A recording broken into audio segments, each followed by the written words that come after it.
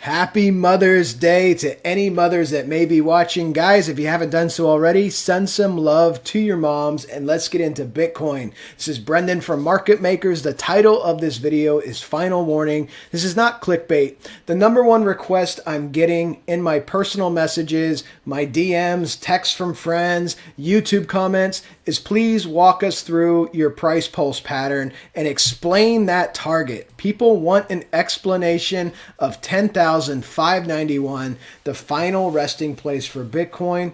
Guys, I'm going to go ahead and do that. I've gone over this. Long-term subs will know this in multiple videos. This will be your single reference point, the single video you can come back and refer to if you miss it, okay? So let's go ahead and talk about this. To do this, we have to set the table. We have to set the stage. What happened in March of 2020? The pandemic crash. After the pandemic crash, massive money printing, 25% of all money in circulation in the US was printed after the crash. This flowed into the marketplaces, flowed into the equity space. We had parabolic runs in all of them, okay?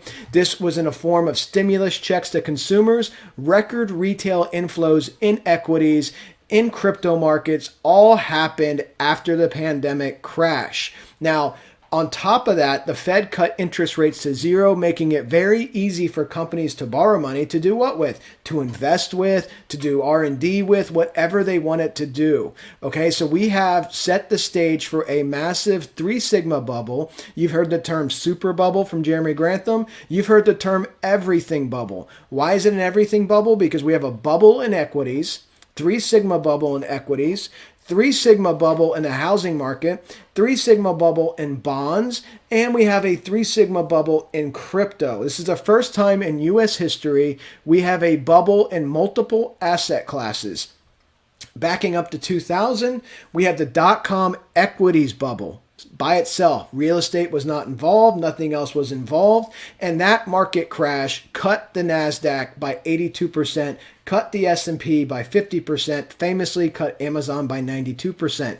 Fast forward to '08, I'm working at an investment bank, the great financial crisis, right? That was seen by nobody. Watch The Big Short, watch Margin Call. The smartest people in the room, the Fed itself, Ben Bernanke, came on national TV and said the U.S. housing market has never been in a bubble, and the housing market is merely a reflection of the strength of the U.S. economy. Shortly thereafter, the housing market crashed. The U.S. lost 14 to 16 trillion in wealth, and the S&P once again got cut in half. This is important because in March of 2009, the market bottomed. Okay, the S&P hit 666, and since then has been on a secular bull run since March 2009.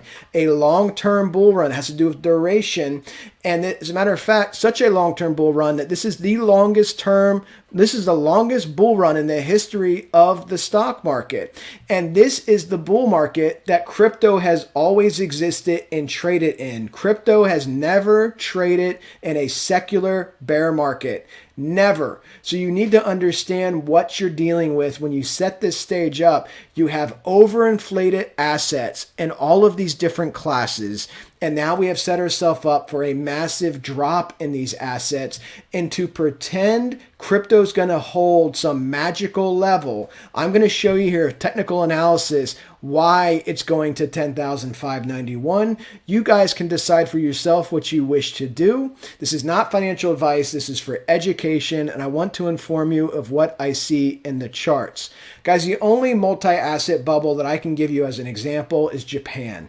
1989, they had a bubble in equities, they had a bubble in real estate, and to this day, 30 plus years later, they have not hit their all-time high in the equities markets to defeat the 1989 bubble, and they haven't had higher real estate prices to defeat the peak from prior to the bubble bursting over 30 plus years. I've mentioned this example before. If you bought the S&P 500 in 1999 at its peak, you did not make a single dollar until 2012, 2013. So the hodl mentality, it has worked very well via Reddit, via Wall Street Bets. It has worked very well while you're in a secular bull run. It is not going to work well when the bubble pops and everything falls apart.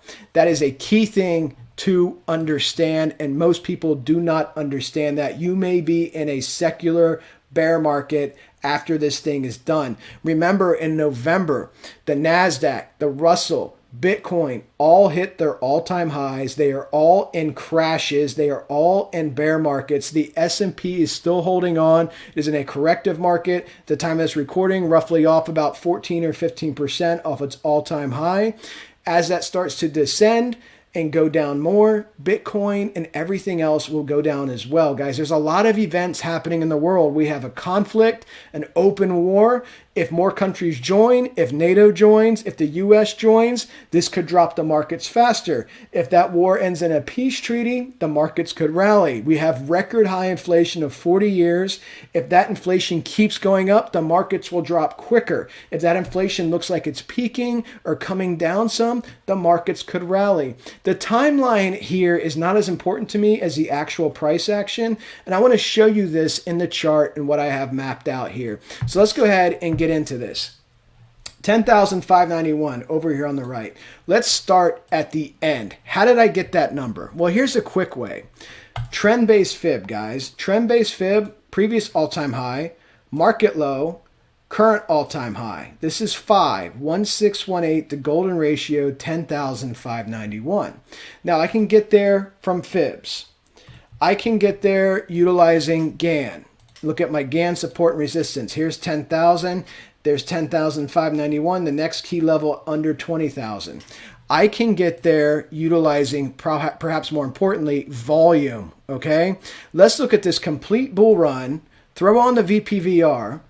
Look where your point of control is here on volume. Roughly 9,500. Below 10,000. Okay, now one thing to note, all of these super bubbles, these 3 sigma bubbles, long-term trend is always defeated and price typically goes below long-term trend. This is why I said I do believe we will go back to these pandemic lows of 3,800, 4,000, somewhere in there. But I can tell you with high confidence, we will end up at least at 10,000, 10,591. Okay. So the whole bull run, even with all of these massive peaks and run-ups into the 60s, almost 70K, your long-term trend for support. And what do I mean by that, guys? Remember this? Look at the spiky tops here on volume. Look at this deficit of volume here because this is a parabolic asset. There's no support here until you come all the way down out to here. Your long-term trend is below 10,000. Okay, that is your long-term trend. Now it gets even better. Pull in the previous bull run. Does your long-term trend change? Nope, it does not. It stays roughly 9,500. Now you have a ton more volume support here. You see this? But your long-term trend hasn't changed. This is where Bitcoin is headed to. Okay, this is from a technical analysis standpoint. Now, like I said, other things can happen that can speed this event up, slow it down, but this is where we're headed to, guys. And let's talk about where we are right now on the chart, and I'll walk you through this. So currently we are in an ABC correction. Again, this is the price pulse pattern. This is a GAN market pattern. This is my pattern that I married to fibs. Okay, GAN did not trade with fibs. This is how I set this pattern up. I was able to call this top here at 48,266, capture this dissension, a trade in my Discord, and this is where we're at now. And of course, this first target for the A wave is 23,082. Other options for this target are 28,280 and roughly 18K. This is important to note. As you guys know, we're looking for the next little rally up and then further dissension. Okay, price moves in waves over and over again. How do we get to this? Quite simply, there's a couple of different patterns happening right now here on the weekly time frame, okay? As we're recording this, Bitcoin is at 34.5. It has dipped down into the 33s, but let's go ahead and zoom in so you guys can see this. This is a weekly time frame. Keep in mind, larger time frames, more powerful patterns. Let me turn the VPVR off.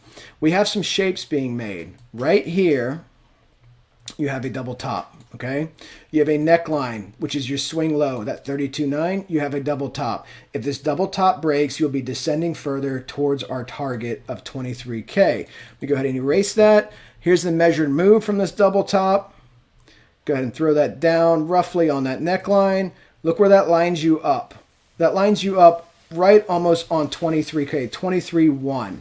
Okay, again, it's a measured move. It's not a guaranteed, but you see some confluence here for that 23K level. Okay, so that is a measured move. Now, what else do we have happening here? Well, as you guys know, if I'm right and we end up getting another wave up, if the equities markets are oversold, which they are, if they end up getting some type of bullish momentum, it will happen soon. May 9th is the 180-day pivot. That is tomorrow, 180 days from the all-time high for Bitcoin. We could see a potential pivot if we do have green markets this week coming up, moving back up in price. It will be on a compressed time frame because remember, the Fed is raising rates again 0.5 coming in May or coming in June, and then another one in July. So these opportunities to rally are going to be short, and I'm not expecting massive moves. You guys know we have these daily targets, but what I'm looking for is, once again, that price move potentially back up to what, 43, 44K we said? Let's just draw it like that.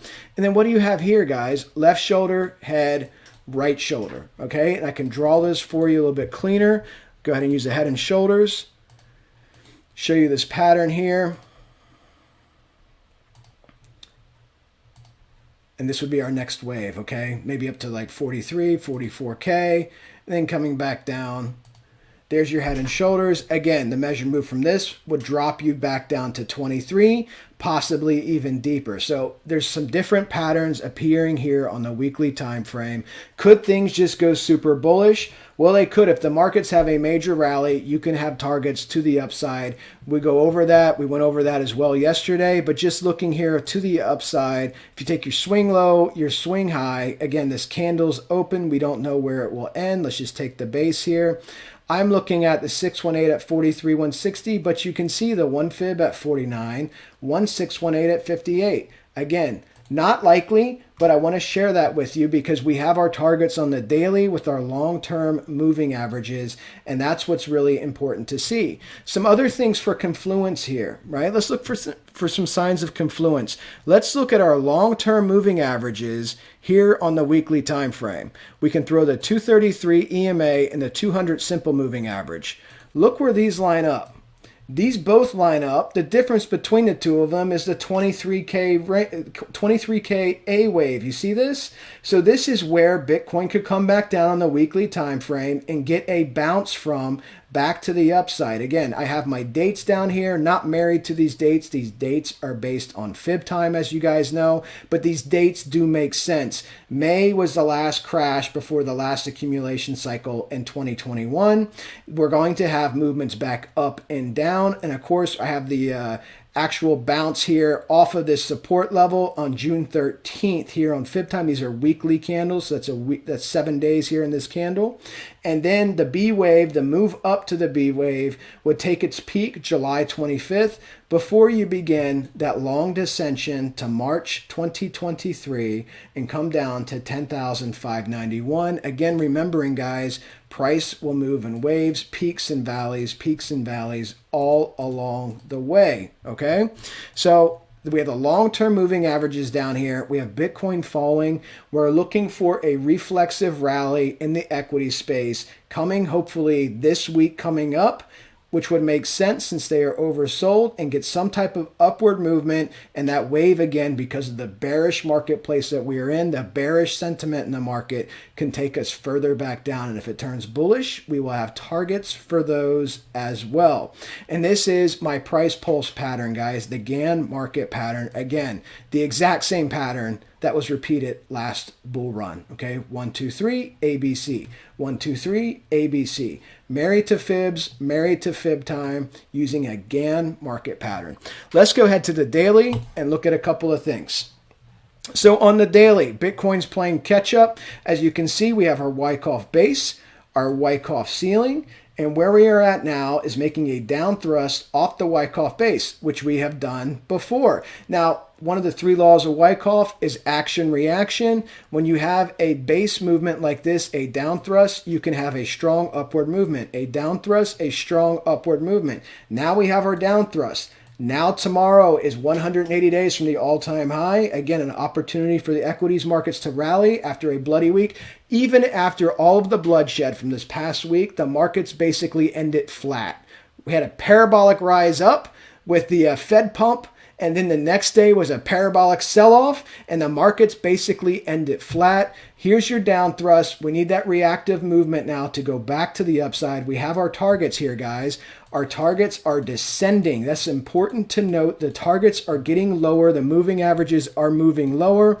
Let's go ahead and take our swing low of 32.9 up to our swing high of 48.266. Come down to our swing low currently. And again, this is the current candle. It could go lower, but this is where it's at right now.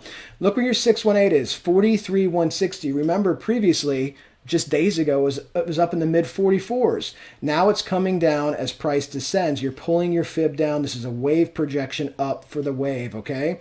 I still do believe price will come up, whether it's from this down thrust or another down thrust, come up, and I'm looking for price to come between basically these two moving averages, at least to the 0.5618 here, 41,354, 43,160. This is my target range. I do think we will complete this exact same type of setup, get between these long-term moving averages, make something maybe like a double top again, and then roll back down for the next leg down in price. This is what we're looking to see. We'll see how this plays out, and I can show you this as well here on Ichi.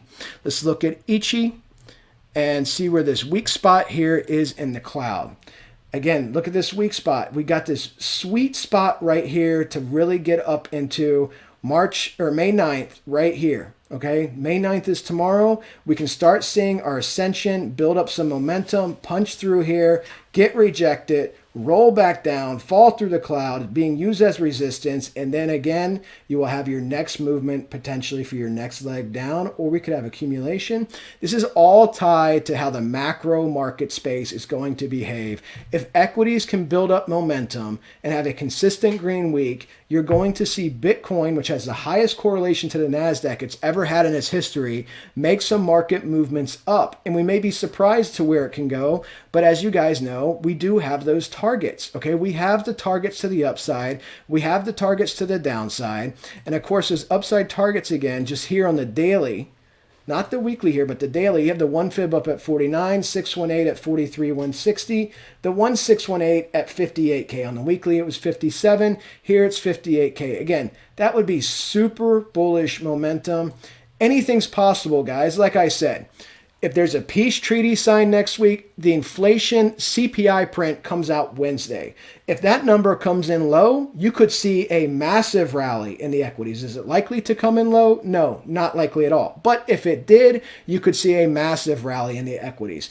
Lots of moving parts, lots of caveats because of how complex this space is that we're trading in as far as what's happening in the world, in conflicts, in economies. Just keep all of that in mind while you are trading. Guys, this is the weekend. We talked about this the other day. Low volume, easy to move price. Just be aware of that. We don't have any breakout volume candles, but we got substantial volume or price descension here, okay? We have the ATR peaking out at about 2 times ATR. We have distribution occurring, but no breakout volume. So again, this looks like a base here where we have visited before. The reactive move should be the move up, and we'll look for that starting tomorrow. Guys, I hope you enjoyed this video. I'll reply to all your comments. Please like, please subscribe. Really do appreciate your support. We are about to cross 20,000 subs. It's all thanks to you guys. Have a fantastic rest of your Sunday. Another video coming tomorrow.